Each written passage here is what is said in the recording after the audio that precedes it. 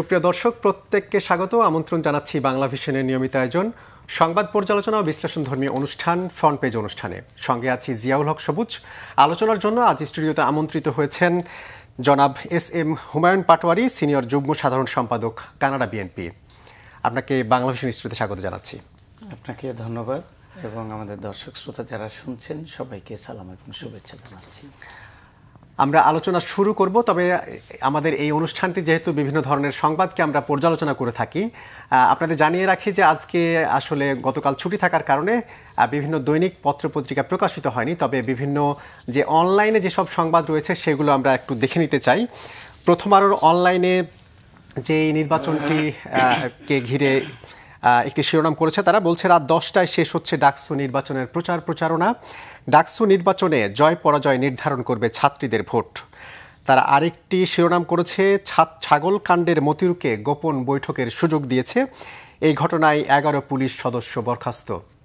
আরেকটি শিরোনাম ছিল তাদের জাতীয় নির্বাচন নিয়ে, জাতীয় নির্বাচনে কি করবেন আওয়ামী লীগ ও জাতীয় পার্টির ভোটাররা। আরেকটি আমরা অনলাইনের যে দৈনিক সমকালের শিরোনাম করেছে একটি সংবাদ, বিএনপিকে বিপদে ফেলার চেষ্টা হচ্ছে, অভিযোগ করেছেন মোস্তাফিজুর রহমান মোস্তফা। আরেকটি হেডলাইন তারা করেছে স্বৈরতন্ত্রের মাথাচাড়া রোধে পিআর পদ্ধতির বিকল্প নেই, জানিয়েছেন চরমোনাইয়ের পীর। আরেকটি হেডলাইন তাদের চবিতে নিয়োগ বাণিজ্যের জমিদার ভবন লেখার ছবি তোলায় 2 ছাত্রীকে হুমকি। এই রকম বিভিন্ন পত্রপত্রিকায় এই সংবাদ শিরোনামগুলো হয়েছে। একই সাথে আমরা দেখেছি যে গত কয়েকটি ঘটনাকে কেন্দ্র করে গতকাল এবং আজকে সকালেও বিভিন্ন গণমাধ্যমের শিরোনাম হয়েছে, সেই শিরোনামগুলো একটু জানিয়ে দিতে চাই। কয়েক সপ্তাহের মধ্যেই ফিরছেন তারেক রহমান, মাজার ভাঙা সহ সাম্প্রতিক অস্থিরতা নির্বাচন বানচালের ষড়যন্ত্রের অংশ বলছেন বিএনপি নেতারা। আরেকটি হেডলাইন ছিল নুরাল পাগলার মাজারের ঘটনায় রাজবাড়ী থমথমে, ৩৫০০ জনের বিরুদ্ধে মামলা, স্থানীয়দের উদ্বেগ এবং নানা মত। আরেকটি হেডলাইন আমরা দেখেছিলাম ব্যাপক আয়োজনে পবিত্র ঈদে মিলাদুন্নবী উদযাপন, চট্টগ্রামে জশ্নে জুলুসে পদদলিত হয়ে 2 জনের মৃত্যু, ফেসবুক পোস্টকে কেন্দ্র করে হাটহাজারীতে গাড়ি ভাঙচুর, 144 ধারা জারি। আরেকটি সংবাদ দেখেছি আমরা আওয়ামী লীগের ক্লিন ইমেজধারীদের মনোনয়ন দেবে জাতীয় পার্টি, জানিয়েছেন দলটির কো চেয়ারম্যান মোস্তাফিজুর রহমান মোস্তফা। তিনি বলছেন কেউ যদি তাদের দলে যোগদান করে কিংবা তাদের বিভিন্নভাবে যদি কেউ হত্যা কিংবা বিভিন্ন ধরনের মামলার না থাকে তাহলে তাদেরকে তারা মনোনয়ন দিবে এবং তাদের দলে ঠাঁই দেবে। আর এই বিষয়টি নিয়ে মন্তব্য করেছেন এনসিপি নেতা সার্জিস আলম, আওয়ামী লীগ এবং জাপা অর্থাৎ জাতীয় পার্টি তারা হচ্ছে চোরে চোরে মাস্তুতো ভাই। তো এই ছিল বিভিন্ন গণমাধ্যমের সংবাদ শিরোনামগুলো। আমরা আলোচনা শুরু করব। শুরুতে যে বিষয়টি জানতে চাইব, আমরা দেখলাম মাজার ভাঙা এবং লাশ পুড়িয়ে দেওয়া সহ সাম্প্রতিক বিভিন্ন রকমের অস্থিরতা আমরা দেখছি। আসলে এই অস্থিরতাগুলো কেন হচ্ছে, এটাকে কিভাবে দেখছেন? এর পেছনে কি আসলে ভিন্ন কোনো মোটিভ থাকতে পারে? ধন্যবাদ আপনাকে। প্রথমত আমরা মুসলিম ধর্ম অনুযায়ী কোনো লাশ পোড়ানোটা আমাদের ধর্মীয়ভাবে গ্রহণযোগ্য না এবং এটা নিষিদ্ধ আছে। তো তারপরও এই দুঃখজনক ঘটনাটি ঘটেছে, যদিও যার লাশটা পোড়ানো হয়েছে তিনি ধর্মবিরোধী বা ধর্মের মূল নির্দেশনার বিপরীতে অনেকগুলো কাজ করেছেন। এ ব্যাপারে প্রশাসনকে জানিয়ে দেওয়া হয়েছিল আগে থেকেই এলাকার ধর্মপ্রাণ মুসলমানরা। আসলে গ্রামে আপনি তো জানেন অনেকগুলো মানুষ, সাধারণ মানুষ বাস করে এবং তার ধর্মীয় চেতনায় আঘাত আসলেই তারা ক্ষুব্ধ হয়ে যায়। তো এই ব্যাপারে আমাদের প্রশাসন আর একটু তড়িৎ ব্যবস্থা নিতে পারত। তারা যে কাবা ঘরের আদলে তার কবরটা বানাচ্ছিল 12 ফিট উঁচা করে, এই ব্যাপারগুলোতে যদি প্রশাসন একটু হস্তক্ষেপ করত, আমার মনে হয় এই দুঃখজনক বা এই ধরনের একটা অমানবিক ঘটনা ঘটতো না। মানুষের কোন পর্যায়ে গেলে ক্ষোভটা একটা মানুষ একজনের লাশ পুড়িয়ে দিতে পারে সেটাও আমাদের রিয়েলাইজ করার একটি বিষয় আছে। কারণ আমরা prevention is better than cure, always একটা কথা আছে। তা আমরা একটা ঘটনা যখন ঘটে যায়, আমার কাছে মনে হয় কিছু মানুষ পরিকল্পিতভাবে অনেক ঘটনা ঘটায় এবং অনেককেই ঘটতে দেয়। তো প্রশাসনের মধ্যেও আগের সরকারের ফেসিবাদের যেসব লোকজন জড়িত আছে তারা দেখেও না দেখার ভান করে পরিস্থিতিটাকে উত্তাল করার চেষ্টা করে এবং অবনতিশীল করার চেষ্টা করে। এতে করে দুটা ক্ষতি, একদিকে হচ্ছে সরকারকে অস্থিতিশীল করা, আরেকদিকে দেশটাকে অস্থিতিশীল করা। এবং আমরা মনে করি সামনের যেই আমরা একটা সুষ্ঠু সুন্দর নিরপেক্ষ নির্বাচনের জন্য অপেক্ষা করছি, এই নির্বাচনটা যদি আমাদের প্রধান উপদেষ্টার ঘোষণা মোতাবেক বা ইলেকশন কমিশন যে পথে হাঁটছে ফেব্রুয়ারিতে হবে, আমাদের হাতে বেশি সময় নেই। তো সেই হিসেবে এই নির্বাচনের আগ মুহূর্তে এই ঘটনাগুলো একটি সুপরিকল্পিত হতে পারে, জনমনে আতঙ্ক তৈরি করা, অস্থিতিশীলতা তৈরি করা। দেখুন, একটা বিষয় আমি আনি এখানে, আমাদের গণ অধিকার পরিষদের নুরুল হক নূরের উপর হামলা হয়েছে, ব্যাপক তাকে মেরেছে এবং সে এখন মৃত্যুর সঙ্গে লড়ছে, আইসিইউতে আছে। এটা অত্যন্ত দুঃখজনক। বিগত 16 বছর নুরুল হক নূর এই বৈষম্য বিরোধী আন্দোলনের ব্যানারে বা এক কথায় ফেসিবাদ বিরোধী আন্দোলনে সক্রিয় ছিল। তো একজন গণতান্ত্রিক নেতা এভাবে মার খাবে, আমরা সেটা আশা করি না। বিশেষ করে আমরা যারা গণতন্ত্রের জন্য লড়েছি বা বাক স্বাধীনতার জন্য লড়েছি, সুশাসনের জন্য আমরা যারা কাজ করেছি, তারা ইভেন রিসেন্টলি গত একদিন আগের কথা, এনডিএম এর চেয়ারম্যান ববি হাজ্জাজের বাসায় তাকে হত্যার জন্য একজন ছাত্রলীগ নেতা ঢুকার চেষ্টা করেছিল। তো আল্লাহর অশেষ রহমত যে তার সিকিউরিটি তাকে ফাইন্ড আউট করেছে, আটকাতে পেরেছে, এইটারও আমি নিন্দা জানাই। এইগুলোতে আমাদের সরকার এবং বিশেষ করে আইনশৃঙ্খলা বাহিনী আরেকটু নজর দিবেন এবং একটু সিরিয়াসলি কাজ করবেন। কিন্তু কেউ কেউ বলছে যে এক শ্রেণীর মানুষ চায় না যে নির্বাচনটি হোক। বিএনপি নেতারাও অভিযোগ করছেন, অনেকে অভিযোগ করছেন, এবং এসব কারণে হয়তো আন্তর্জাতিক ষড়যন্ত্র অংশ হিসেবে এসব করানো হচ্ছে। আপনিও কি তাই মনে করেন? আমার ধারণাও তাই। কারণ একটা শ্রেণী আসলে চায় অনির্বাচিতভাবে যত বেশি ক্ষমতায় থাকা যায়, বা আমাদের বাংলায় একটা কথা আছে, ঘোলা পানিতে মাছ শিকার করা। ধরেন নির্বাচনে জিতে প্রশাসনে গেলে যে যত রকমের কষ্ট করতে হয়, তার থেকে যদি নির্বাচন না হয় এমনিতেই যদি সুযোগ সুবিধা নেওয়া যায় বা ক্ষমতা কন্টিনিউ করা যায় বা ক্ষমতার বাইরে থেকে সুযোগ সুবিধা নেওয়া যায়, বিভিন্ন মানি আর্ন করা যায়, তাহলে আর নির্বাচনের কি দরকার? তাদের কাছে আসলে একটা দেশের সভরেন্টি, একটা দেশের স্টেবিলিটি, একটা দেশের গণতন্ত্র, সুশাসন, ন্যায় বিচার এবং মানবাধিকার, বাকস্বাধীনতা, এগুলোর কোনো আসলে ওই শ্রেণীটার কাছে মূল্য নাই। যেটা আমাদের আকাঙ্ক্ষা, আমরা যে বিগত দিনে দেখেন এই দেশটা গণতন্ত্রের জন্যই লড়াই করছে। আমাদের জন্মটাই, স্বাধীনতা যুদ্ধটাও হয়েছিল 70-এর নির্বাচনের ফলাফলের ভিত্তিতে যখন ক্ষমতা হস্তান্তর করলো না। মানুষের যতগুলো অধিকার আছে, সবচেয়ে গুরুত্বপূর্ণ অধিকার হচ্ছে রাজনৈতিক অধিকার, ভোটাধিকার। মানুষ যখন ভোট প্রয়োগ করতে পারে না, মানুষ যখন ভোট প্রয়োগ করার পরে ফলাফল পায় না, তখনই মানুষ ক্ষেপে যায়, ক্ষুব্ধ হয়। যার জন্য আমরা দেখেছি কোনো শক্তি এই পর্যন্ত নির্বাচনের বিরুদ্ধে, মানুষের রাজনৈতিক অধিকারের বিপরীতে গিয়ে, জন আকাঙ্ক্ষার বিপরীতে গিয়ে টিকতে পারেনি। কারণ এটি হয়তো প্রলম্বিত করেছে, কিছুদিন লেট হয়েছে। আমরা কি দেখেছি? আমরা এরশাদ সাহেবের সময় দেখেছি 86-তে 88-তে উনি একতরফা নির্বাচন করে বিনা ভোটে ক্ষমতাটাকে 9 বছর ধরে রেখেছিল। তারপরে নির্বাচন না করার জন্য 111-এর সরকার, তারাও -2 ফর্মুলা করার জন্য চেষ্টা করেছিল।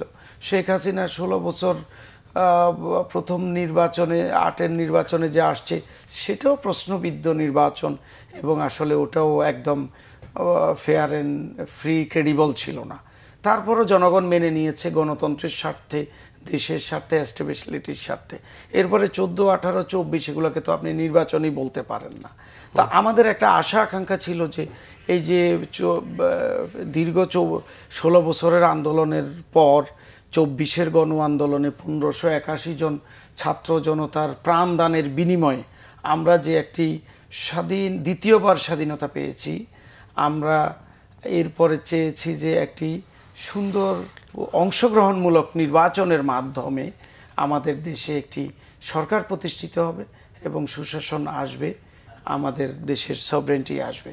কিন্তু এইটাকে বানচাল করার জন্য একটা শ্রেণী চেষ্টা করছে। কিন্তু সেই চেষ্টা কি এখন সরকারের উচিত না, যে সেই চেষ্টাগুলোকে বানচাল করে দেওয়া বা আরও সরকারের শক্ত পদক্ষেপ নেওয়া? কারণ বিশেষ করে সরকারই তো চাইছে যে ফেব্রুয়ারির নির্বাচন তারা রোডম্যাপ ঘোষণা করেছে, এবং কেউ যাতে নির্বাচনটা বানচাল করতে না পারে সেই চেষ্টা তো সরকারকে করতে হবে। সরকার কি এই জায়গায় কিছুটা শিথিল অবস্থায় রয়েছে? আমাদের সরকারের দিকে তাকালে মনে হয় সরকার অতি বেশি মানবিক, বেশি ভদ্র, এবং কিছু কিছু ক্ষেত্রে একটু প্রশ্নবোধক হয়ে যায় যে তাদের দেশ পরিচালনার ক্ষেত্রে একটু অভিজ্ঞতার অভাব রয়েছে। অপ্রিয় হলেও কথাটা সত্যি। এই পর্যন্ত যারাই উপদেষ্টা পরিষদে আছেন ওনাদের তো আসলে কর্পোরেট লেভেল থেকে আসছেন, মানে চৌকস আমলা বা চৌকস রাজনীতিবিদ এখানে নাই। এবং রাজনীতির বাইরের মানুষ হলেও যারা খুব সূক্ষ্ম রাজনীতি বোঝেন এবং প্রশাসন বোঝেন, এই ধরনের মানুষ হলে প্রশাসনের ভিতরে স্বৈরাচারের প্রেতাত্মা যারা আছে তাদেরকে কন্ট্রোল করাটা আরও সহজ হতো। আর রাজনৈতিক দলের বিভিন্ন রকমের যেসব মেরুকরণ বা যারা বিভিন্ন অ্যাঙ্গেলে কথা বলেন, যারা রাজনীতিরটাকে ভিন্ন পথে, বাঁকা পথে পরিচালিত করতে চান, যারা এই বিগত 16 বছর স্বৈরাচারের সঙ্গে ওতপ্রোতভাবে স্বৈরাচারী ফেসিবাদী শাসনটাকে প্রলম্বিত করার জন্য যারা কাজ করেছে, যারা ফেসিবাদী সরকার থেকে সুযোগ সুবিধা নিয়েছে, যা তাদের সঙ্গে যারা মিলেমিশে কাজ ছিল কিছু কিছু রাজনৈতিক দল, আমি বলতে পারি, দেখেন চরমোনাই পীর সাহেব, উনারা এই শেখ হাসিনার সরকারের সঙ্গে খুবই কোলাবোরেট করেছে এবং বরিশালের মেয়র নির্বাচনে উনি প্রার্থী হয়েছে, যেখানে গণতান্ত্রিক দলগুলো শেখ হাসিনার অধীনে এই নির্বাচনে, এই 18 নির্বাচন আমরা যখন দেখলাম, ওরা তো একটা প্রতারিত করেছে জাতির সঙ্গে। তখন বিএনপিকে বলা হয়েছিল আমরা ফ্রি ফেয়ার ক্রেডিবল ইলেকশন করব, আপনারা আসেন। তো বিএনপি তো 18 নির্বাচনে অংশগ্রহণ করেছিল, 14তে বিএনপি ইলেকশনে যায়নি। এবং বিএনপি ঘরানার অনেক মানুষও এটা বিএনপিকে সমালোচনা করেছে যে আপনারা ইলেকশনে যাওয়া প্রয়োজন ছিল, ইলেকশনে না গেলে তো গণতন্ত্র থাকে না, অনেক রকমের আমরা কথা শুনেছি। এই অভিজ্ঞতার আলোকে বিএনপি নেতৃত্ব তখন সিদ্ধান্ত নিয়েছিল 18 নির্বাচনে তারা গিয়েছিল, কিন্তু ফলাফল হয়েছে বিএনপিকে 5টা আসন দিয়েছে। এটি অত্যন্ত হাস্যকর এবং লজ্জাজনক, এবং যার জন্য 18 পরে তো 24-এর নির্বাচনে যাওয়ার প্রশ্নই ছিল না, কিন্তু চরমোনাই ইলেকশনে গিয়েছিল। এখন তারা নতুন করে একটা সুর তুলেছে কিছু কিছু দল যে পিআর পদ্ধতি লাগবে। এখন পৃথিবীতে যতগুলো দেশ আছে, বড় বড় যেই দেশগুলো আছে, আমরা তো গণতন্ত্রের জন্য আমরা কাদেরকে ফলো করব? আমরা তো ওয়েস্টমিনিস্টার ডেমোক্রেসি দেখলে ইংল্যান্ডকে ফলো করব, আমরা ইউরোপকে দেখব, আমরা আমেরিকাকে দেখব, আমরা কানাডাকে দেখব। তো ওদের কাছে ওগুলো তো পিআর পদ্ধতির দেশ না। এখন এমন এমন উদাহরণ নিয়ে আসে যেগুলো ছোটোখাটো কিছু দেশ, যেমন আমাদের পাশের দেশ নেপালে আছে, নেপালকে তো আমাদের অনুকরণীয় হতে পারে না। আরেক কথা হচ্ছে পিআর পদ্ধতির জন্য তো আমরা এখনো রেডি না, আমাদের জনগণ এখনো পিআর পদ্ধতিটাই বোঝে না, এবং পিআর পদ্ধতিটা হচ্ছে আনস্টেবল একটা গভর্নমেন্ট। আরেক কথা হচ্ছে আমরা ভোট দিব, এখন কাকে ভোট দিচ্ছি, কোন নেতাকে ভোট দিচ্ছি, আমার এলাকার মানুষ জানে না। এটা কি তাহলে এক ধরনের বিতর্ক তৈরি করার জন্য পিআর পদ্ধতির বিতর্ক তৈরি করার জন্য এবং নির্বাচনকে বিলম্বিত করার জন্য, নির্বাচনটাকে বানচাল করার জন্য এই প্রশ্নগুলো আসছে। কারণ পিআর পদ্ধতির জন্য আমরা রেডি না। ওই নেতাটাকে যদি আপনি অফ দ্য রেকর্ড যদি জিজ্ঞাসা করেন, তিনিও স্বীকার করবে। আমাদের দেশের এখনো আমি মনে করি 95% মানুষ এখনো, 95 কেন 98% মানুষ এখনো বোঝে না what is the PR PR পদ্ধতি। আরেকটা বিষয় নিয়ে আলোচনা করতে চাই, ডাকসু নির্বাচন আজকে রাত 10টায় শেষ হচ্ছে প্রচারণা।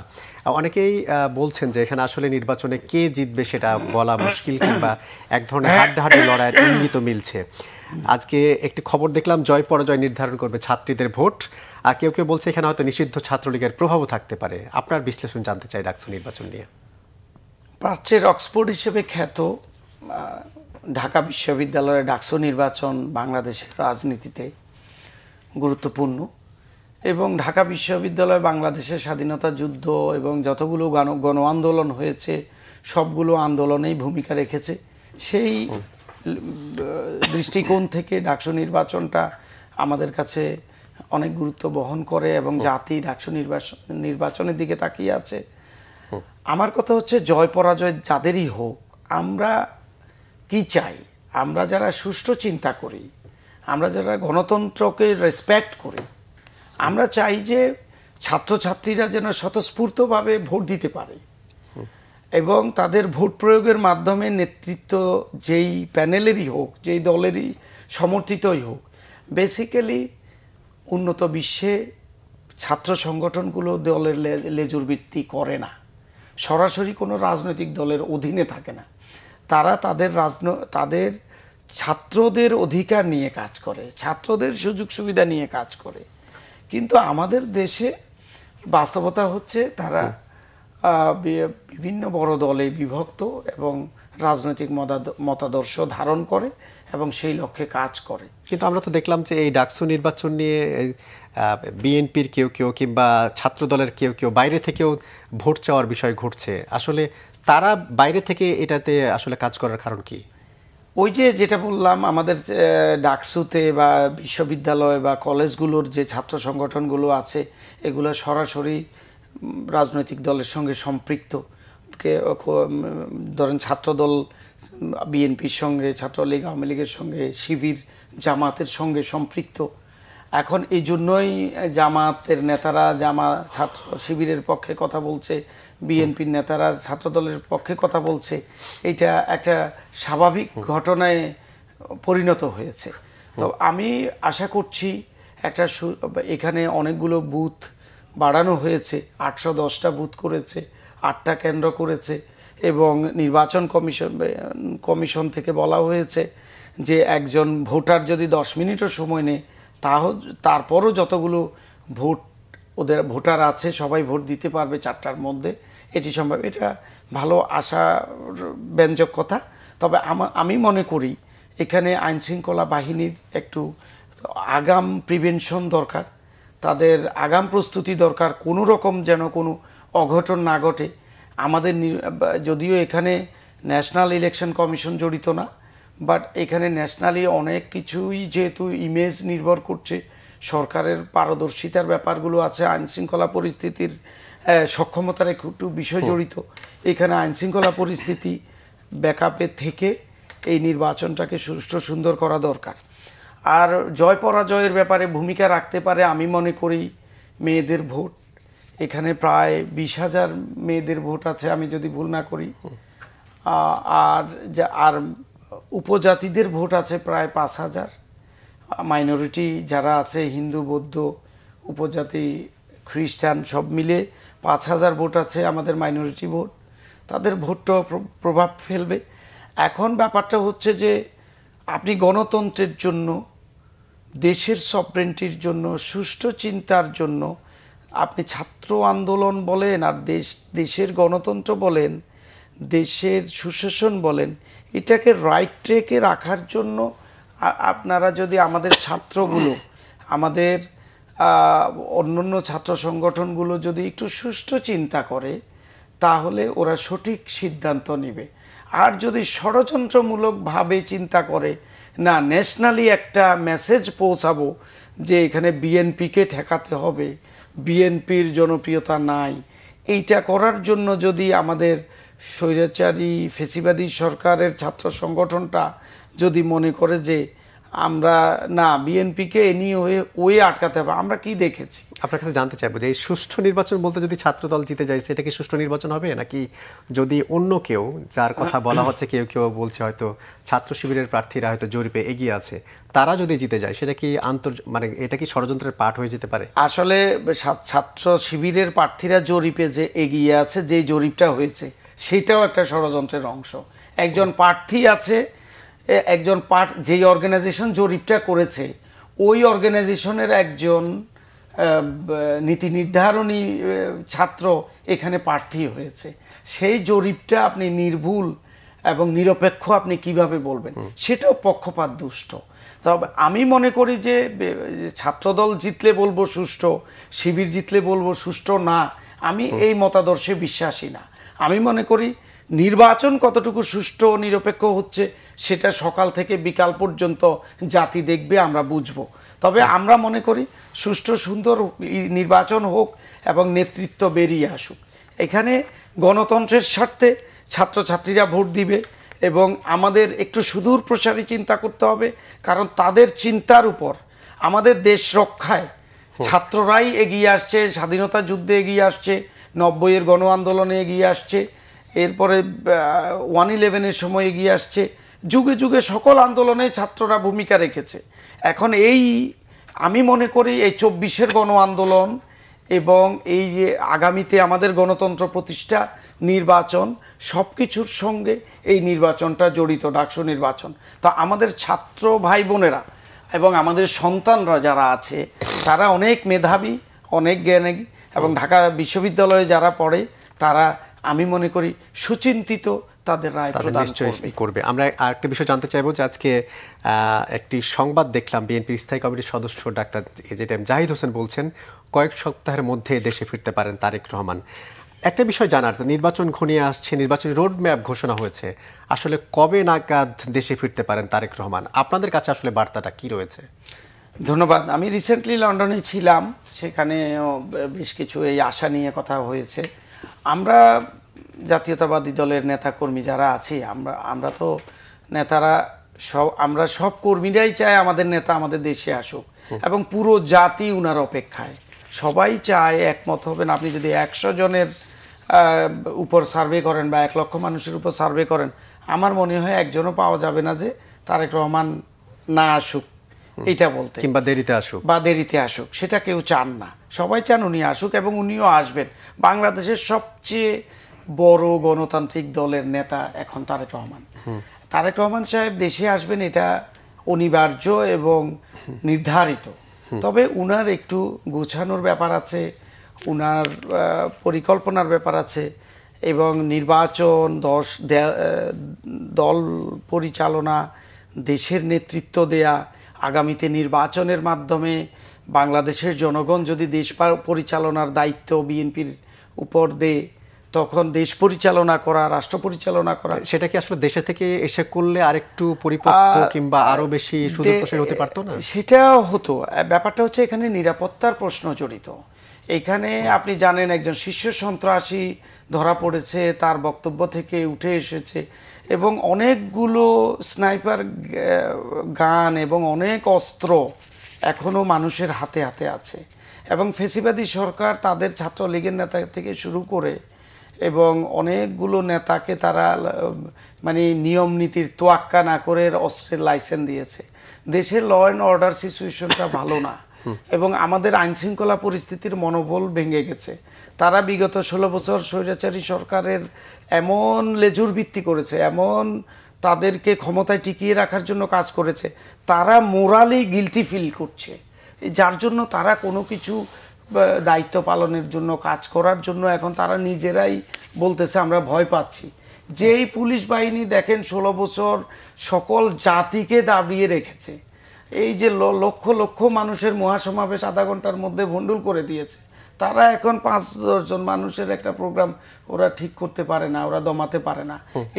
এইটাও একটা ওদের, আমি মনে করি, কনস্পিরেসির একটা অংশ। তো আমরা নিরাপত্তা ইস্যু বলেন, আন্তর্জাতিক বিভিন্ন রকমের আমাদের যেই সহযোগী আছে, দাতা গোষ্ঠী আছে, আমাদের বন্ধু রাষ্ট্র আছে, বিভিন্ন আন্তর্জাতিক সংস্থার সঙ্গে মিটিং করা, বিভিন্ন রকমের দেশ পরিচালনায় যেই একটা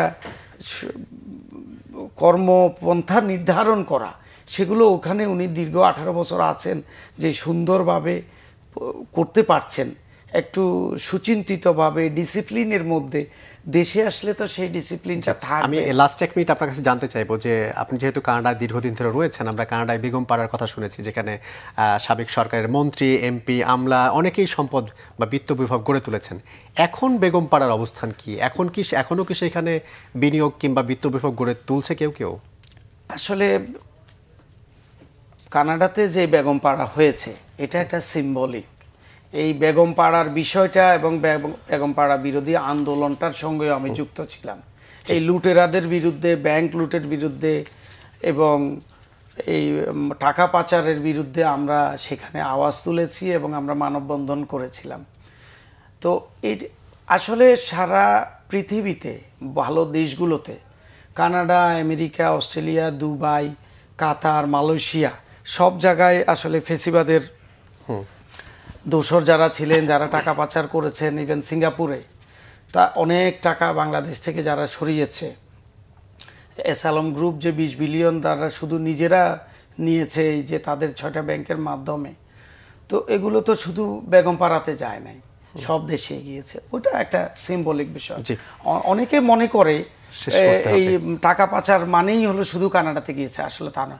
তবে আমরা মনে করি তারা এখনো বহাল তবিয়তে আছে, তাদের টাকাগুলো তারা সুখে শান্তিতেই সেখানে আছে। স্বৈরাচারের অনেক দোষর, তবে এই ব্যাপারে সরকারের পদক্ষেপ নেওয়া দরকার, তারা যেন স্বস্তিতে থাকতে না পারে এবং ওই টাকাগুলো ফিরিয়ে আনার জন্য পদক্ষেপ নেবে।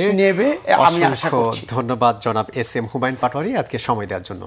আপনাকেও ধন্যবাদ আমাকে আমন্ত্রণ করার জন্য, কথা বলার সুযোগ দেওয়ার জন্য, এবং আমাদের দর্শক শ্রোতা যারা শুনেছেন ধৈর্য ধরে, সবাইকে আমি কৃতজ্ঞতা জানাচ্ছি। দর্শক, আজ এখানে শেষ করতে হচ্ছে ফ্রন্ট পেজ। এতক্ষণ যারা সঙ্গে ছিলেন সবাইকে ধন্যবাদ। ভালো থাকবেন সবাই। শুভ সকাল।